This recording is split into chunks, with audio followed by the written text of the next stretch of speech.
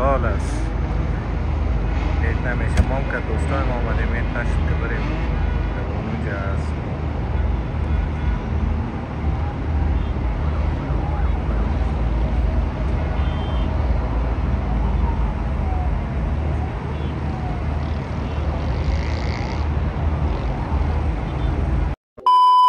و شبتان بخیر. امید است که جور و سرحال باشین. خوش آمدین به ولاگ شب سال نو ما. شب سال نو میلادی. البته از ما سال نو ما 2 ماه بعد از مارچ است، 21 مارچ که از ما هجری شمسی میشه. نه سید خلیل؟ آقا صاحب خوب هستی؟ صحتت خوب است؟ تماشاچیایت سابسکرایبرها کلگی جور است. انشالله که جور صحت باشین. تشکر. زنده باشی سید خلیل. بیادر امروز ما آمدیم دیگه که سال نو ما سید خلیل و دوستای دیگه ما. البته اونا نمیخواین کامرا بیاین دیگه، خیر گپ نیست. ما شلا نمیشیم، فورس نمیشیم بیادرای ما را. دوستا آمدیم، ما گفتیم باش پارک ویو سیتی بیایم که شب سال نو تجلیل کنیم. ویو سیتی بسیار اگرش خراب بود. ما دیگه اینجا منتظر هستیم، منتظر فایرورکس هستیم دیگه.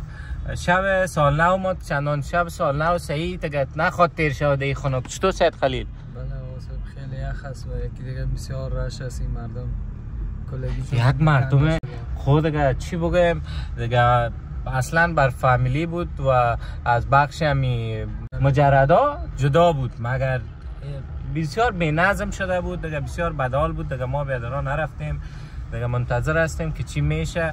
حال فایرورک میشه و دو همینجا منتظر هستیم دیگه. بیادر ما سید خلیل هم همونطور منتظر سیل کردن فایرورکس است. این پارک ویو سیتی نو جور شده، یک شارک نو جور شده. از خاطر مارکتینگ چیزای خودن هم دیگه اینا امسال سال نو گفتن که همینجا سلبریت شد دیگه. مردم هم خلق دیگه هم ریخته دیگه، از ما چم از کجا آمدن یک خلق خدا، یک خلق خدا آمدن. میبینین شاید ببینین دیگه بسیار مقبول جای باش فایرورک شد باز خوبتر معلوم بشه. Few moments later.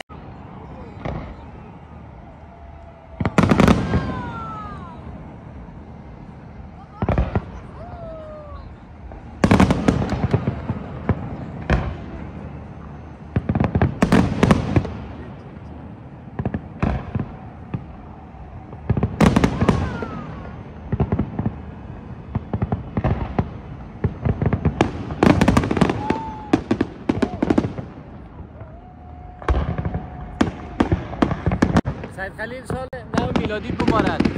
شما ببارد.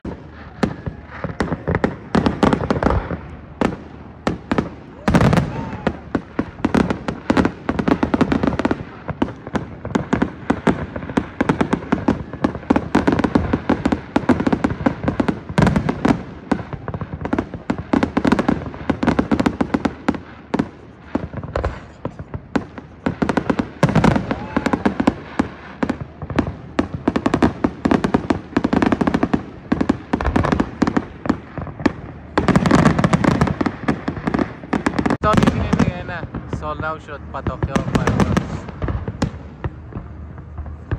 ما را دیگه یک زد ما سید خلیل. سید خلیل خیلی سرد است. ما حتی ما ماسک گرفتیم از او خاطر بیارزم.